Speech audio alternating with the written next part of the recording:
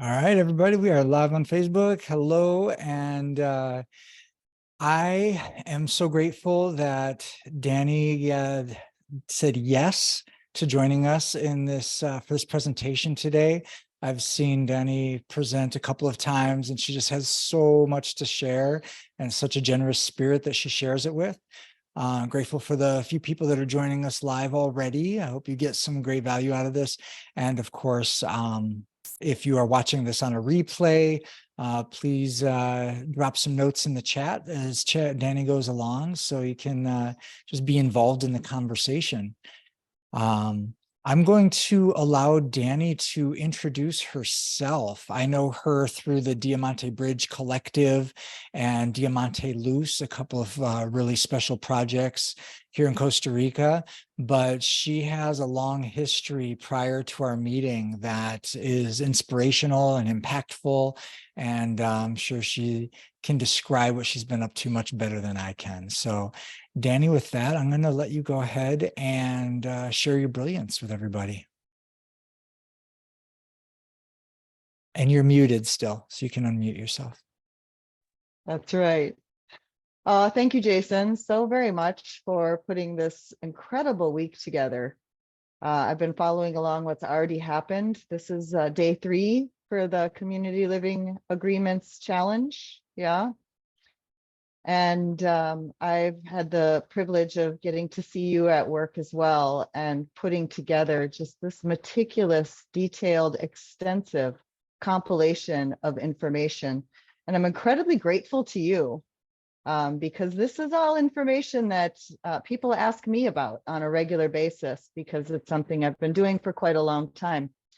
And I'm pretty busy doing it all the time because this is who I am. I am community. So let me tell all of you who don't know me just a little bit about myself. I will begin briefly with the beginning. I was born and raised in Detroit, Michigan. So I like to honor my roots of that, the Great Lakes, the largest freshwater body, and the people of the Gitchagumi. I got my legs in Michigan, moved into corporate America pretty quick. But Detroit was quite an interesting place to grow up with. And I moved to Washington State in 2006. And this was a calling. It was a calling that I couldn't not answer. The forest, nature was showing up in my dreams in ways that said, it's time to move. There's something for you. And so I moved out to Washington State and worked I built a community there called Our Sacred Acres. I did a lot of bioregional activism there for what's known as Cascadia, which is Vancouver down through the state of Washington, Oregon, and actually all the way to Mount Shasta. And this is where things really changed a lot for me. I actually got to the point where I couldn't work in corporate America anymore. The Occupy movement and activism seeped into me in a way that, again, I knew I was being informed, knew I was being informed by the water, informed by the nature, informed by what was happening in the world, and also getting my education in that corporate sandbox. So I worked in information technology, help desk call centers, technology that networked information. And all of that learning was really important for me. If I got my legs in Michigan, I would say I got my training wheels in Cascadia and kicked them off really when I came here to Costa Rica, because everything is an experiment. Everything has its lessons and its opportunities in it, and those come from great challenges. The work that I did with the community in Washington State, bringing people together of very diverse backgrounds, experiences, life conditions, helped me see, and this presentation that I'll share with you is really that synthesis of information that I've learned for people who are first breaking out of, you can call it whatever you like, the matrix, the the world that we inherited and were programmed into. And all of that information brought me to a place of realizing there are a lot of me's all around the world. And working with all of these amazing community builders, organizers for activism, elders, women in particular that were sharing their wisdom, I started to really recognize that I was being prepared for something. And I truly believe that Costa Rica, this place, what's happening here in particular, is a movement for the world. And so what I put together today for you all is a 1-hour presentation, which is a compilation of many different pieces of work that I've done over the last 10 years. I call this the Village ABCs, because what I recognize is there are spells. If there are a few words that we can learn to remind ourselves of what we want to do to be conscious of where we are, how we're showing up in this place, what we're learning and receiving from it, and what we have to give and how to be in service to it. I felt like this is the beginning. And I know you guys are already 3 days into the course. I think this is a good place to be able to share these tools, to look back at maybe what you've already produced in your first few days, and see where these things might influence slight changes in your thinking. So I'm going to share my screen and move into this glide show.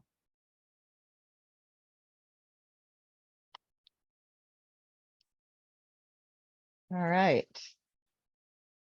So the Village ABCs, this is geared specifically for this presentation on becoming a community of place, of purpose, and practice.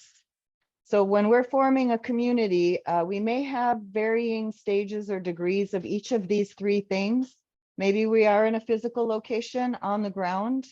Perhaps we are a digital community that's coming around a particular purpose that we're uniting around. The third word, I would invite that we are all doing this. Community is a practice. There isn't a point where suddenly, ta-da, you're there. This is a continual evolution. We live in a space of constant change. So how do we become a community of place, purpose, and practice? I would suggest it's by creating a culture of community. In that culture that we create, the practices that are really, really necessary for alignment. I'm going to read them backwards because I like to start from the end. Planetary values. When we're coming around, how are we assessing the values that we identify, that we share with individuals? And how do we map those values to this planet, to the elements, the resources that are available, how what we are doing affects everything? And we're here to share this beautiful garden planet together and enjoy our life, right? So we do that also by identifying the principles, shared principles that we agree are going to guide how we make decisions, how we interact with each other and with the space that we inhabit. Collective trust, this is a real big one, and it doesn't happen until you've done the first one. Self-awareness and understanding yourself so that you truly can trust yourself is what first needs to happen in order to trust others and trust in the collective that we got this. I also want to say this presentation is something I'm able to share with you all. I put it together probably in the last week since Jason invited me to do this. So it will be an evolution, and I'll share the link with you and invite you to be able to share it with others. I want this to be able to live on, to grow and evolve based on feedback from you all as well. So with our thoughts, speeches, and deeds, we are personally and collectively generating this reality. We've generated the one we live in with all the challenges that we see in it. This was once somebody else's dream. In the industrial era, we saw that we needed to mass produce things for a rapidly expanding population. We needed to have a lot more food, a lot more houses. As that happened, it turned into convenience consumption. And then profit-seeking extraction is what came on the heels of that. So the dreams that people had of being able to provide for all and having easy access, this isn't new. We've been dreaming these things as humans for a really long time. And dreams need to change. Those past dreams are now turning into a nightmare for much of the world. So how do we do better? How do we learn what we can do better? Well, it's not by ourselves. We do that together. Choosing to live in community will challenge you to the hidden depths of your being, exhilarate you beyond your wildest dreams. And if you stick with all that, it's going to bring forth the very best of you that you didn't even know existed, because we can't know how amazing we are until we get to see that brilliance reflected back to us in other people. So what I would say is living in community teaches us three really important things.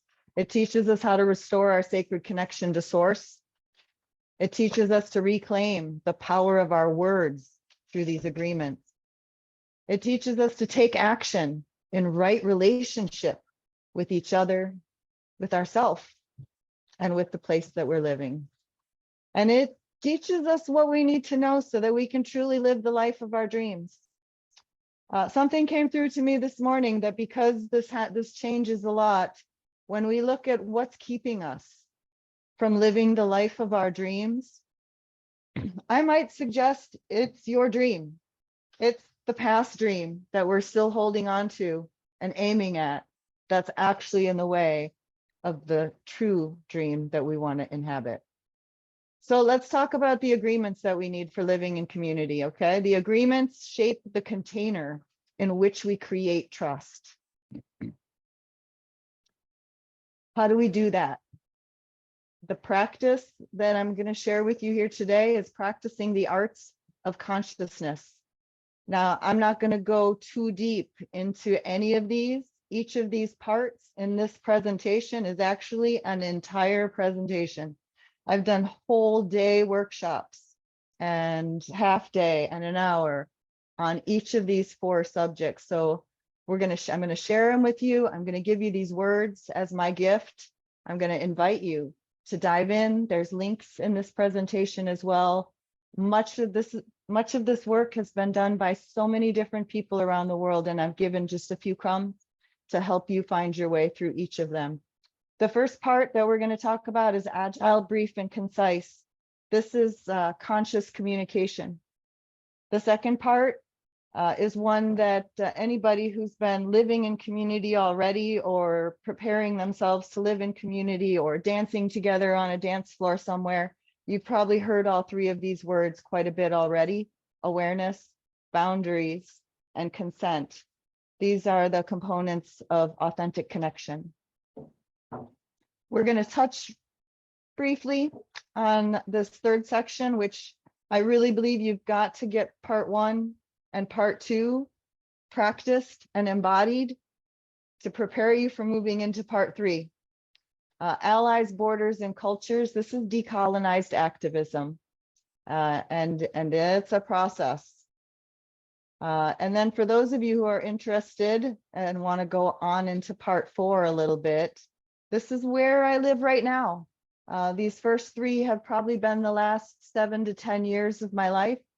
And what I'm focusing right now is on blockchain technology and how it can help us govern ourselves, make decisions inside of our community in a way that honors and respects the voices of everyone, and gives us a way to actually own our part in those decisions.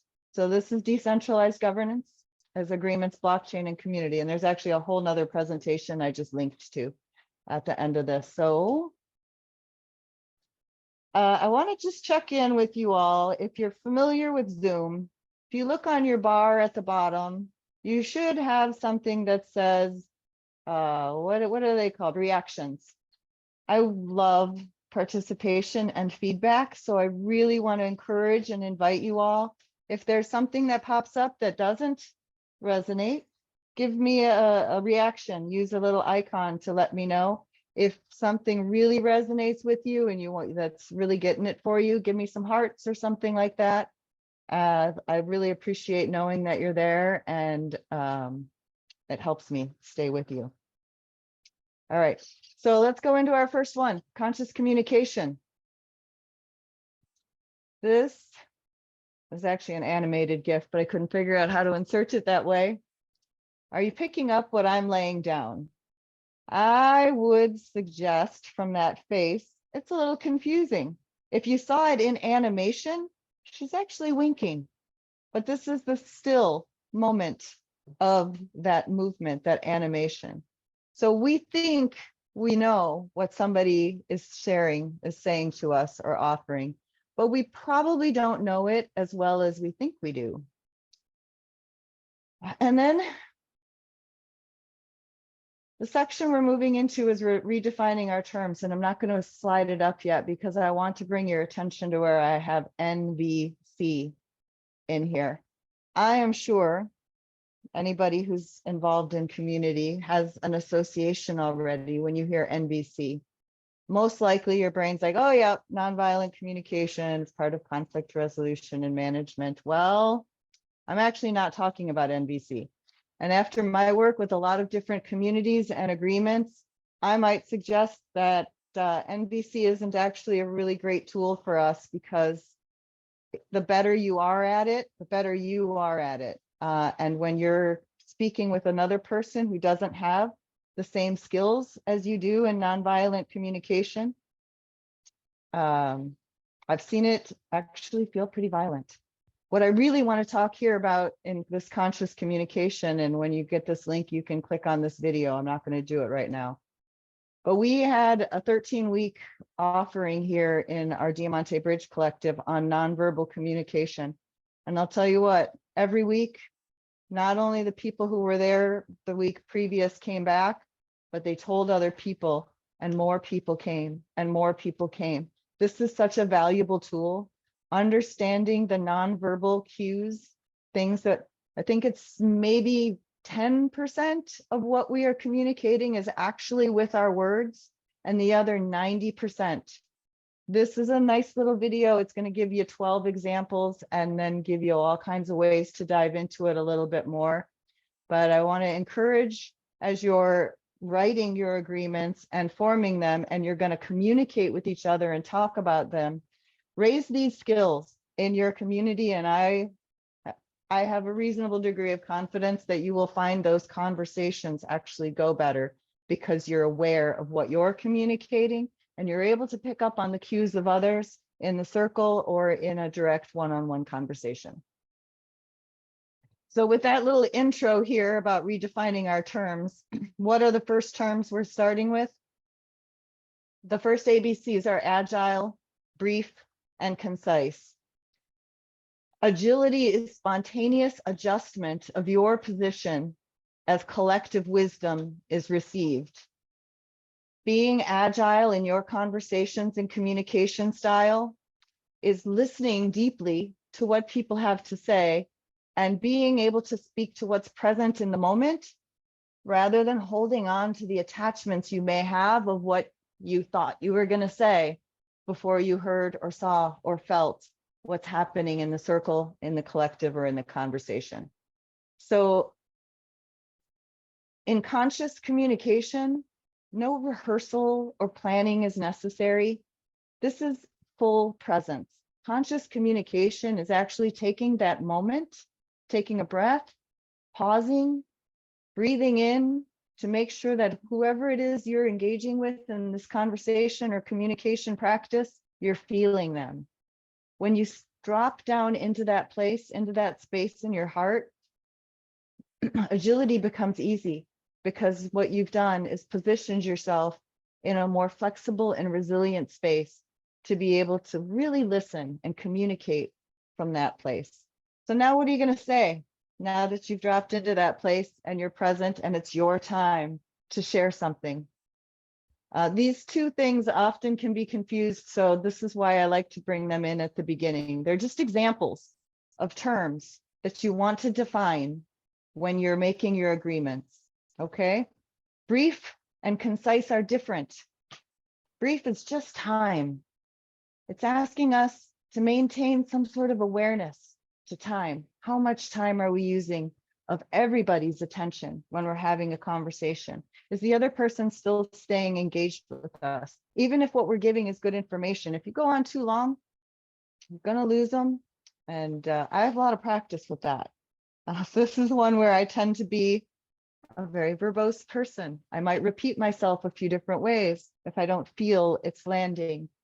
So how do we make sure that it's landing and we're getting felt? Concise means well explained and containing all necessary information, okay? So we do want to be aware of the time that we're using and where we're at, and also speaking concisely, exactly what it is, all of the information that's needed for the other person to receive it and respond, maybe by moving a little bit. If you think you need more words, you probably need less.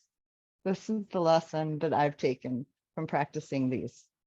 Now, beyond the terms, let's see. So we're redefining terms. As you are writing your community agreements, you're going to be using language, using words. You're going to find that some people relate to a word this way. You say a sentence that you want to write down an agreement, and other people I go, no, we can't actually use that word. Right? Well, especially when we're bridging cultures, people with diverse backgrounds, my strong recommendation for any agreements that you're drafting is to create a community glossary. Define the words that you're using in your agreements and have a process for considering changes as your culture evolves through the experiences and learnings together. Often when you're getting started, the words that are triggers for people, they're going to work through their stuff. They're going to come to see that that word was used in the past in a way to program a response in you. And when we can strip away those reactions and responses to a word and actually redefine it for ourselves, this is when we get to reclaim. We're reclaiming our words, reclaiming our language, reclaiming our sovereignty. So this allows you to define your conditions of satisfaction. If you're establishing agreements and we're going to agree that we're going to behave, care for things in a certain way, we're defining what our conditions of satisfaction are. Along with defining your conditions of satisfaction, you might also want to be considering what are the sanctions that go along with when someone doesn't keep an agreement. And having graduated sanctions is something I strongly recommend. What is that first time something feels off? Someone isn't in integrity with agreements. Well, we're human and that's always going to happen. But the sooner we feel it, the sooner we notice it. Excuse me, I'm gonna grab a water. The sooner we notice it and address it, the less likely it's going to become a problem that needs greater sanctions. And yeah, that's the piece I want to give you there. Agreements state your intention and they ask for integrity. It is a lot easier to be accountable to simplicity, is what I have learned through this process. This is why I say if you think you need more words, you probably need less. It's a lot easier to stay in integrity and add clarifiers as you find that you need them later than to try to think of absolutely everything you need to be considering when you're getting started writing those agreements. Aim for simplicity, aim for the least words possible, clear words, define what they mean, state those intentions. And then integrity and accountability cannot remain constant in an ever-changing world, right? So as we're writing these, we need to just remember to be resilient, design these for change. When are they going to be reviewed? How can we adapt them as we change, grow, and learn new things? Most importantly, be prepared to be human. We're all going to fall out of integrity. Maintaining that standard of living to these agreements all the time is simply not realistic. What we do want to do is be authentic when it happens and cultivate these habits of very quickly take accountability for that too. Oh, I didn't do that thing I said I would do. And then instead of feeling that and staying in it, say, what do I need to do to feel good about this? It's often just sending out a message. Hey, I need to change that. I can't actually do what I said I would do. I didn't do what I said I was going to do. So with that, what I would suggest as you're writing these documents, as you're creating your sanctions, what are pathways for the restoration of trust? Write them with the assumption you're going to have trust get broken in your process. And what are the processes you're going to have in place so that everyone knows there is a way to come back from that. When you've got that, this is what I say, welcome to the circle. I learned a lot of these things. I like to credit my sources, so you'll see this in most of these sections. The Ojai Foundation has something called the Ways of Counsel, and there's a book, it's based on a book. Practicing these allows us to practice these skills, practice how to be agile, because you've got to wait until that stick comes around. You can't just jump in and respond and react when you hear something from another person. So I encourage you all to take a look at the Ways of Counsel and have a time, a consistent, regular time where you're going to come together in council and review and discuss these agreements, how it's going, what do you need to change, and what are the pathways to restore anything that's feeling off balance. I see something in the chat and we're about to move to the next. It's just a thank you. Okay. So now we're going to glide on up into this next section. I like to start here because everything starts with you, my friend. Everything starts with me, but not the me I think I am or you think I am. We are this little section here in the middle. This is your beautiful, powerful, fully expressed highest potential self. You are just pure love, connected to source, truth, divine connection here. And then outside of that, this is a little bit of a crust we've got. This is our ego. This is all of the habits, patterns, behaviors that we've picked up to protect ourselves. Because when we've shown that raw, gooey center, sometimes it doesn't work out. It kind of hurts, especially when we're children and we're just learning it and we're so full of exuberance and joy on what we're discovering. And then, something happens. You got to put up a little wall. We start building that up. Outside of that is the life that's swirling around us, all the other things that keep us from dealing with our walls and fully being that person in the center. So in community, the group of you who is forming your initial council and writing these agreements, everything you are, everything that you have experienced in your life that is still built up around your beautiful, authentic self, it's all being built into your agreements, my friend. And as you start interacting and living and working and rubbing up against each other to polish your diamond, you're also getting compressed. And anything that you need to release is going to work its way out in community. So everything that you are, everything that you're bringing into that circle, you're bringing into the circle. So this is why first. What are you doing to heal yourself? What are you doing to remember this quote here, that we are all connected to everyone and everything in the universe? All our thoughts, all our words, the images we create and share, our prayers and our blessings and our acts, they are affecting the whole. So let's remember this. This work, it's going to continue. I want to credit Karen Celeste Hiltman. She has something called the Mended Mirror.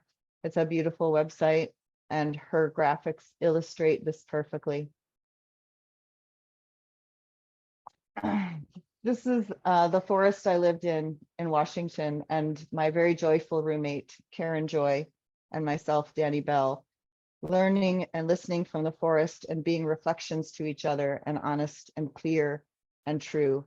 And through her and through the forest and nature, I got to know myself a lot better, and it's allowed me to help connect and be the person I am in a way that shows how to do that for others. And I fall down and mess it up quite a bit, but I continually look around at all of the beings around me, and I really like them.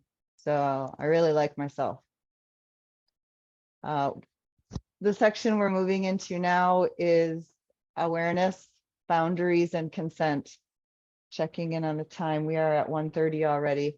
So I'm going to move a little bit faster. This section is probably the one that we could do a whole week on if you haven't already. Awareness, boundaries, and consent, all of it, like I said, starts with you, starts with knowing yourself, and starts with self-awareness. So developing self-awareness means digging through all of those layers. I've got some tools and techniques here. Any community that's forming and starting to write your agreements, choose something. Choose some tool that you all can agree on to get to know yourselves better and share it with each other. Several of the communities I've worked with did something called the blueprint of we. I forgot to put that one on here. I'll add it. But these are just some things that are options. There are psychological activities for building your self-awareness that you can share. Know your Enneagram, know your gene keys, know your human design. These are the things that they didn't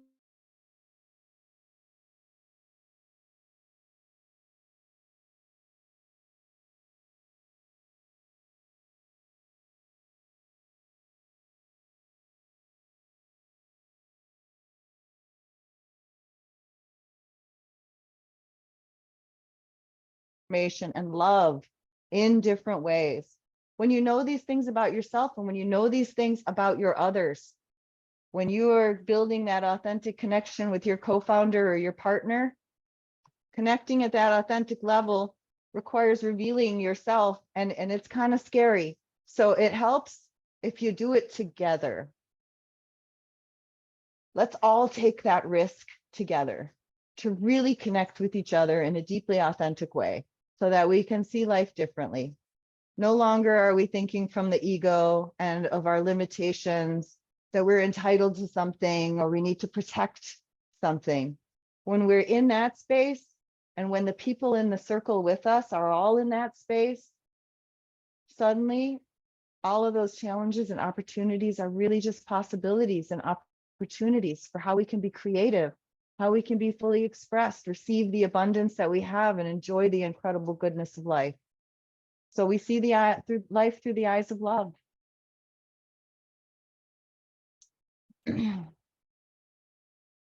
These diagrams are from this link. Anytime you see a rectangle here, this is a button. This is going to take you to a referenced piece of work that will also lead you to many other pieces of work that you can explore and find the tools that you want to bring back to your community. Because as we do this, as you're learning something, you're taking it in and you're embodying it, but also we're in this universal exchange with all of life, whether we're learning by sitting by ourselves down by the waterfall, whether we're learning sitting in a circle or a workshop, we're constantly in exchange as our thoughts and our words are being downloaded or uploaded to us. How we feel is really the key to this. We know this through our senses, the sense of belonging that we feel when we're in that connection with another. So I had to put this one up because my house is filled with kittens right now. I'm sure you may be touching, Jason, on the importance of considering guidelines around pets, animals, protocols for, can I bring my cat or dog? Are we going to have sheep or goats? Are we integrating livestock into our land project? But the ones that are really closest to us are these beloved pets, these cats and dogs that are our other mirrors. And yeah, we're all the lion on the inside. How does how you or they are change how they or you are. I want you just to feel that for a moment. Mostly what I've been focusing on so far is the self. How are we taking care of ourselves, connecting, finding ourselves to share it and connect with the other? Awareness governs our expression and communication in relationship to others and in the energy that we bring into a space, a group, to the world. So what I will end on here, there's some links to emotional competence. Your IQ is what gets you in the door somewhere. Your EQ, your emotional quotient, is what actually helps you rise up. This is kind of a worky quote, but knowing how to grow your emotional intelligence is an absolutely essential part of awareness of others, awareness of what's happening around you, being able to walk into a space and check it. You know, a cat's going to walk into a room and he's going to look around first. A dog's going to come bounding in. Hey, everybody, I'm here. Pet me. Oh my God, I'm so excited for you. Knowing the energy that we are when we come into a space, knowing what's already happening in that space, these are all things you can grow your skill at through practicing emotional competence. So I encourage you to follow into some of those aspects. So awareness, what's the second one in this? It's boundaries. I'm gonna go out on a limb here a little bit on this one, because I'm gonna bring boundaries right back to awareness. Your boundaries are your edges, right? Oh my God, something feels uncomfortable. This person is pushing me, pulling me, asking for something I'm not comfortable with. I need to assert my boundaries. I have boundaries. A lot of the work that we've done around boundaries in community, I've been doing this for a little bit while, I got to admit. And I've actually come to the conclusion that, yes, we all have boundaries, but we're so darn used to letting people trample all over them that we have forgotten how to be aware of our own boundaries. So this thing that happens where other people are violating our boundaries or pushing our boundaries, this really does come back to our self-awareness, our self-management, our social awareness, and then our relationship management. So I would invite you to consider that knowing what our boundaries are and understanding when someone is starting to push those boundaries and where that's actually coming from us, it's still entirely up to us. Drawing this line in the sand that says my boundary is these things can't be in my life. These people can't be in my life. If a person does this act, that's outside of my boundaries. I can't actually have that. When you're in community, you're going to be going through a lot of things that cross your boundaries. So how do you manage those relationships if it's your partner or your co-founder in a 5-year, 10-year, lifetime project? These are things that are coming up to help us improve our self-awareness and improve our ability to relate with each other. So I would suggest that this is a gift for ourselves to learn. And this is a great chart. Relationship management has a lot of different things that you're going to want to take a look into. And I thought I had a link to where this comes from. Ah, yes, Daniel Goleman. Yeah, great reference. Moving on. Awareness, boundaries, and what? Consent. I'm not going to go into consent. I'm not going to dive into this part. What I will say is, as you learn what it is that you consent and do not consent to, I invite you to consider what the earth is consenting to, what the land that you're deciding to build on is consenting to, what the creatures who live in the tree that you're considering cutting down in order to fulfill another purpose consent to. Consent is not just for humans. Understanding that we are in that universal exchange with all of life means checking in with energy, with the life of a place, not just with this other person, whether they want tea or not, don't want tea.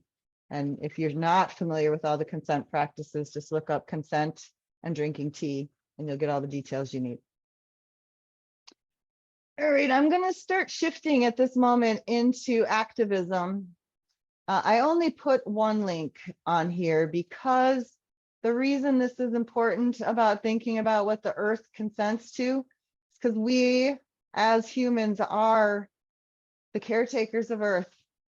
We are the ones who listen and check to see, is this good for the world? Is this good for all of life on this world? Is this good for the people of this place? Good for the water? I was looking up some things not too long ago, and I came across the term consent decrees.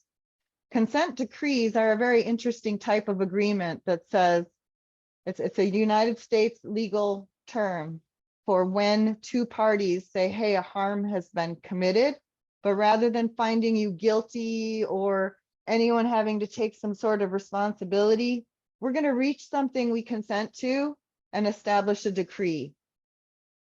This I found really interesting because when I clicked on that link and I went into it, nearly every decree issued by the United States recently relates to an energy company, an oil company, some sort of entity, conglomeration, industry, usually with the name of a corporation, that has done something to harm the earth. And these agreements are being put into place to say, all right, we're gonna do something to fix it enough that we both can consent to it. This is a very interesting thing because as you're creating your community living agreements for the place that you're choosing to live and inhabit, you're inside a city, it has its municipal regulations. You're inside a country or a state, you have to figure out how to be in compliance with those different regulations. You also need to make sure that the decisions you are making in your community are going to be respected by those other jurisdictions. So it's really good to understand how those organizations that could potentially rule over you or overrule your agreements, how do they make agreements? How do they reach their consent?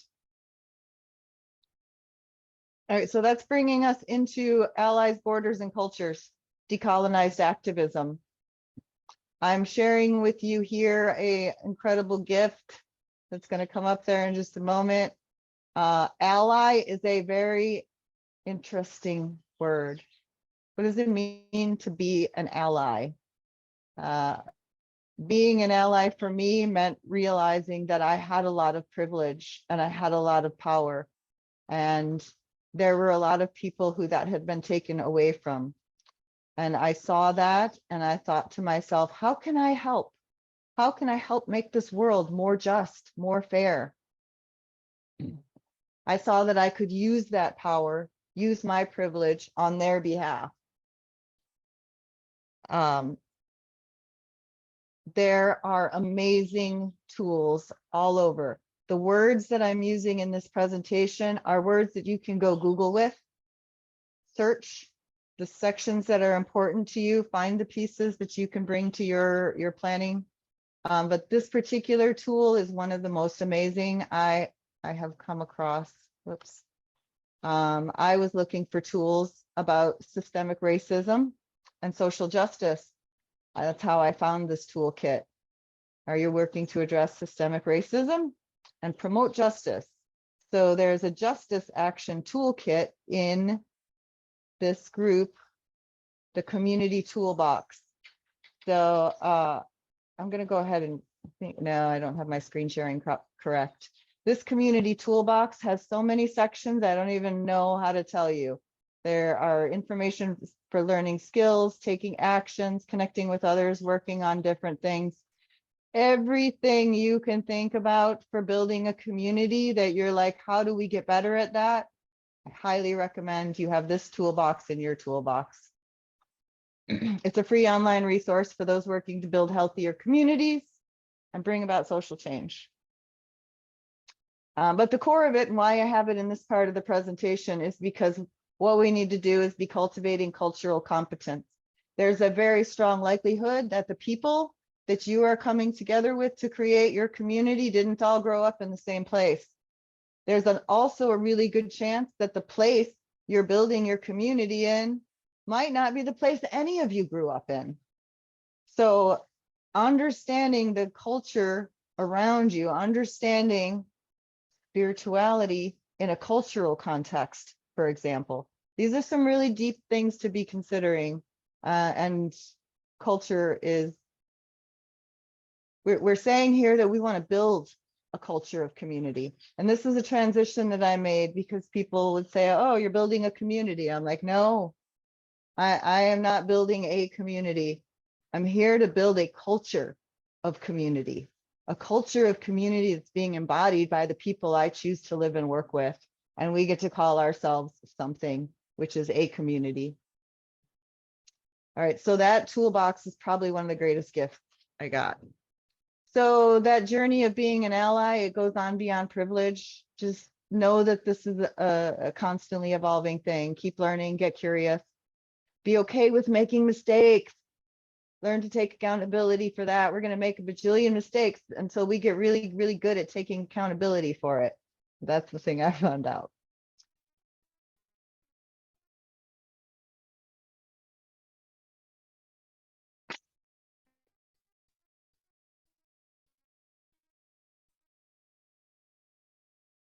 Hey, if you're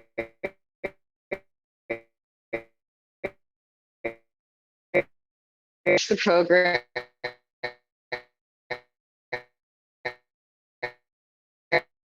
attached to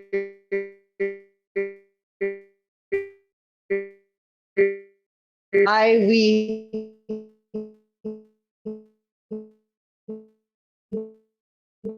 and you're not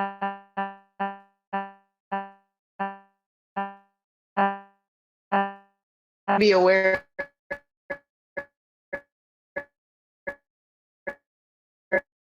of different facts.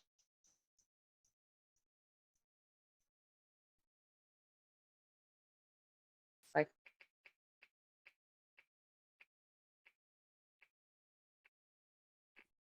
Hey, experience, Dani. language. Yeah. Oh, sorry. Just wanted to interrupt. I'm not sure if was everybody else getting a glitch. Yeah, the last like maybe minute or so of what you said, we lost. You were robot sounding and cutting out. Oh, is it So better now? it's better now. I think me jumping in might have cut the loop there. Okay.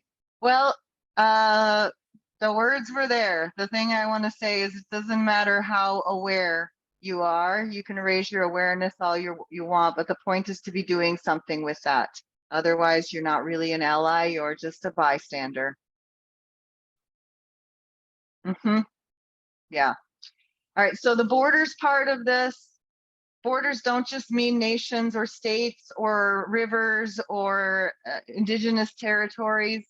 Borders are the space in between ethnicities, between people, between our belief systems. The diversity that you include in your circle means crossing these borders, knowing what they are and where they are, and then looking at why are those borders there? Why are we separating ourselves? Why did we separate ourselves from nature and think that humans are over here and plants are over there or animals? You're going to be working in circles with different beliefs, cultures, experiences, languages, besides just homeland.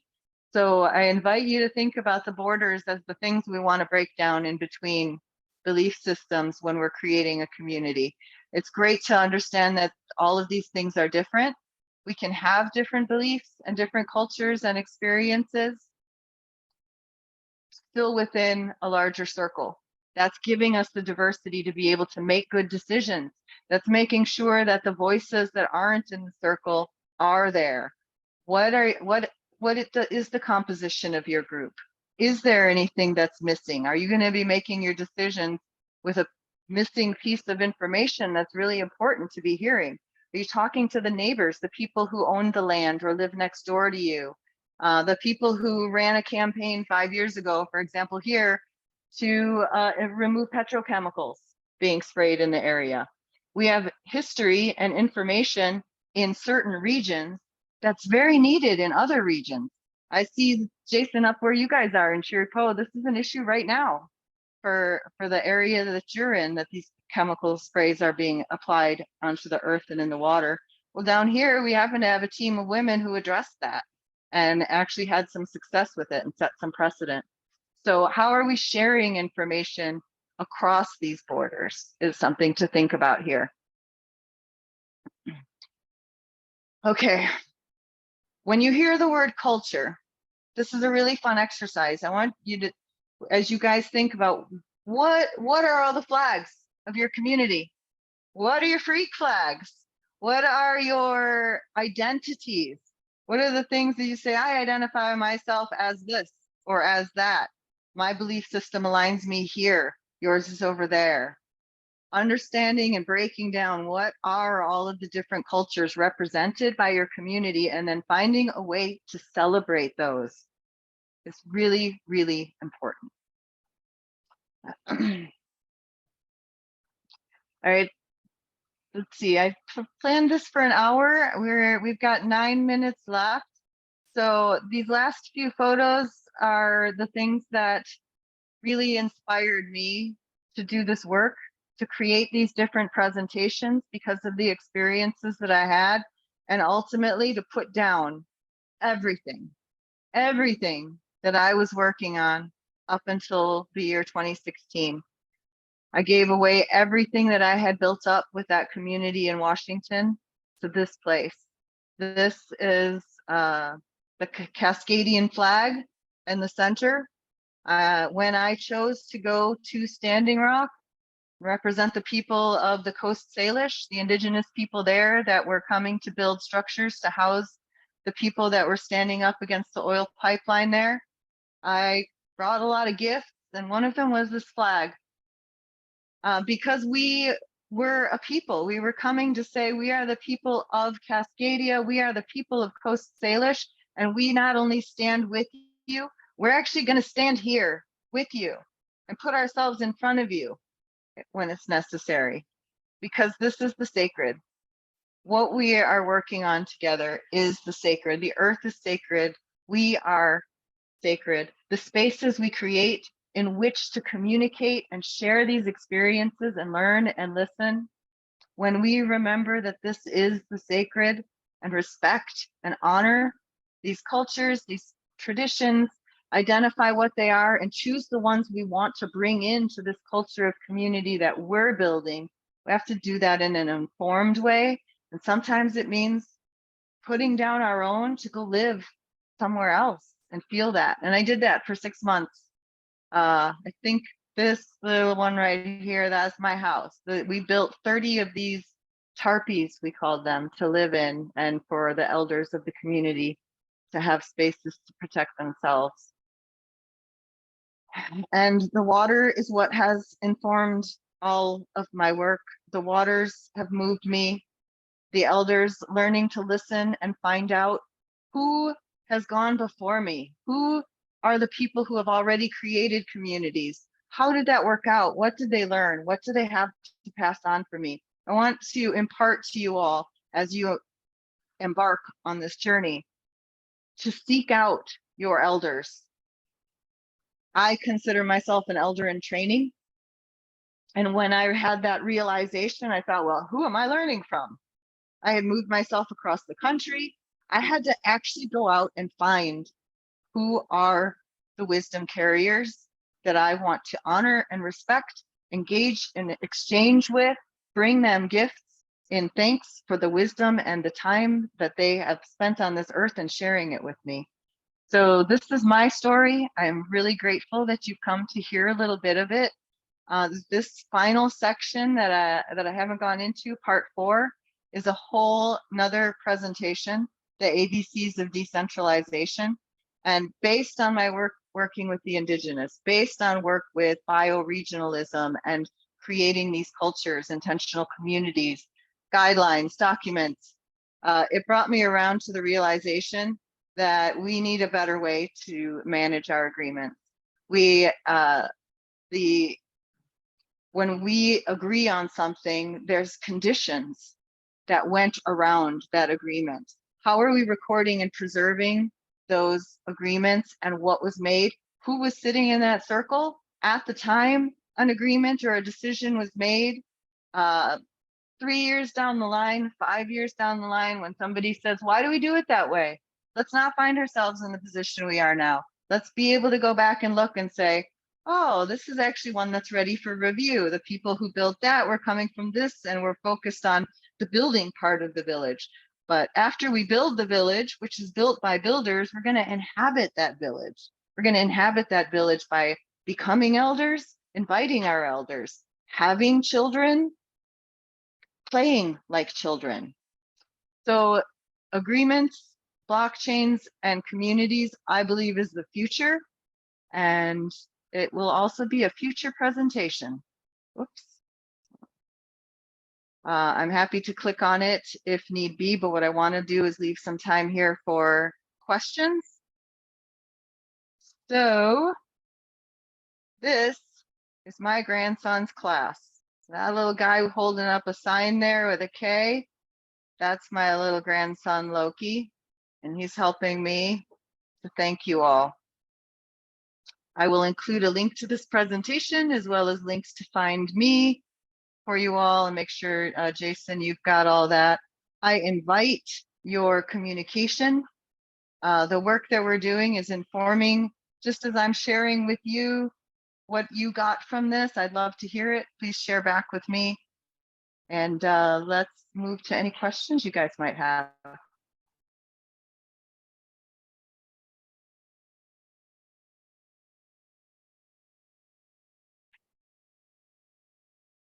Well, Dani, thank you so incredibly much. Wow, this is really, I see you really prepared this for us. This is different than the other presentations I've seen you give. And I'm really touched and grateful for what you've shared here and the way you've oriented what you've been learning for this purpose.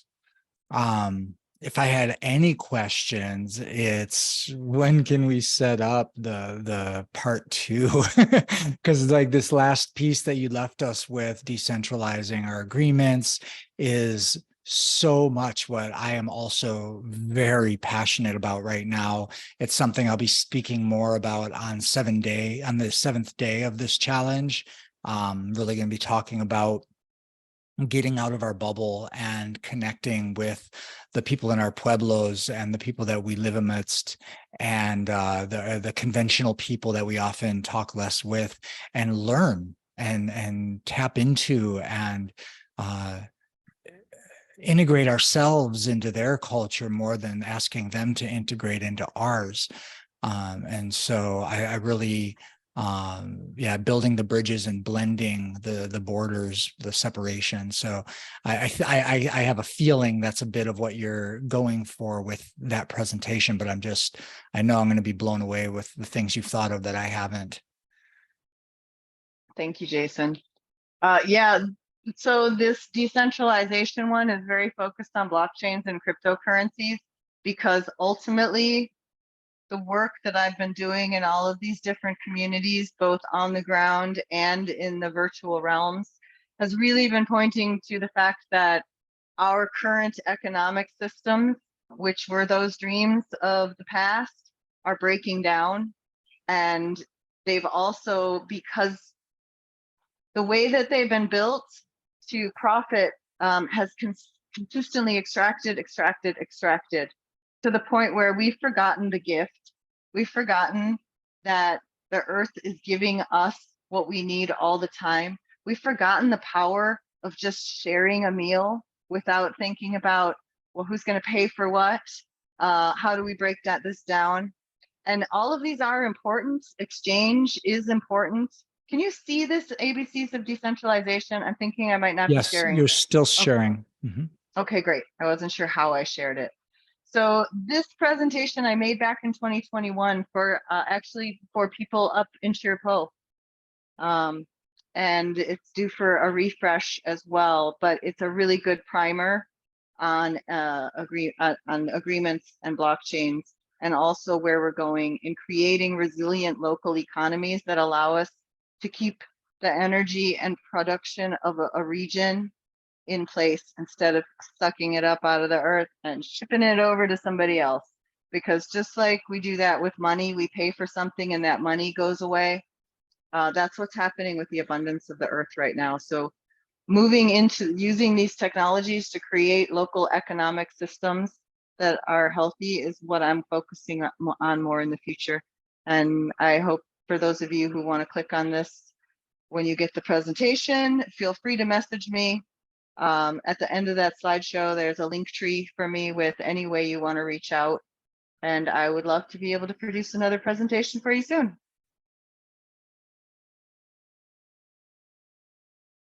All right. With that, I thank you, those of you who made the time in your day to be spending this hour with us, and especially to all the rest of you I know who wanted to be here so much. Lucky for you, there's this recording. Yes. Thanks, Jason. Thank you, Dani. And yeah, again, thank you everyone who showed up to the call. Your presence really made it more rich, and feels great to have you here. So thank you, everybody. Yeah, I will post whatever Dani sends me as far as a link to her presentation along with this in the Facebook group, and in any other way I can make sure it's accessible to everyone. With that, we'll sign off.